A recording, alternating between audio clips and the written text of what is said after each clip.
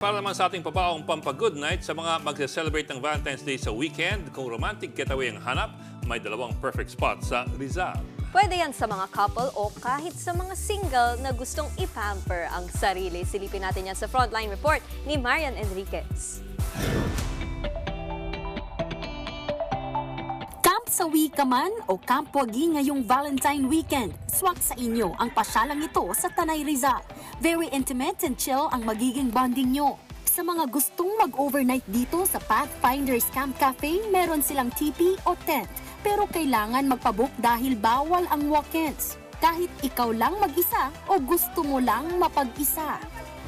Bawal sumigaw pag heartbroken? When you come here, kasi hindi mo na kailangan sumigaw, nagkakaroon ka ng mental clarity because of the silence. Best time to go here kasi is around 5:30 where you can watch the sunset. Sa harap talaga namin siya bumabagsak. Dahil malamig dito sa bundok, swak din ito sa mga coffee lovers. Coffee's really good. The view is hard to beat this close to Manila too. It's just something different, right? Unique.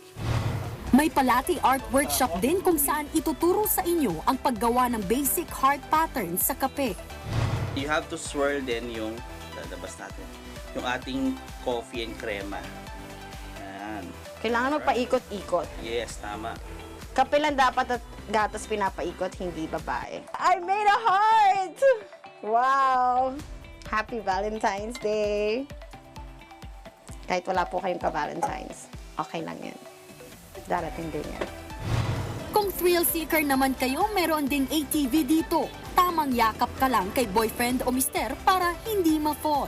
Meron pang isang pasyalan sa San Mateo Rizal na perfect para sa nature lover na couples. Dito sa Casa Peregrine, may obstacle course activities pero kung chill date lang, pwedeng humilata sa kanilang giant spider web. Ang 31 years ng mag-asawa na sina Rodi at May, bumiyahi pa rito mula Pasig. Crowded na at least dito. Maganda siya, tsaka tahimik, nature. Mga nature lovers kasi kami. Nakaka-inlove na ang view ng Sierra Madre with matching harana pa. May 5-course meal ka na soup, quesadilla, salmon, steak at syempre dessert. May a la carte orders din for sharing. Kung buong pamilya ang kasama, meron namang boodle fight. O ano mga kapatid, wagi o sawiman kayo sa pag-ibig o gusto niyo lang mag-self-love. Perfect place ang mga ganitong campsite at pasyalan ngayong Valentine's Day. Nagbabalita mula sa Frontline, Marian Enriquez. News Spot. Mga kapatid, Ed Lingaw po, maging maalam at may pakialam sa mga napapanahong balita sa ating bansa.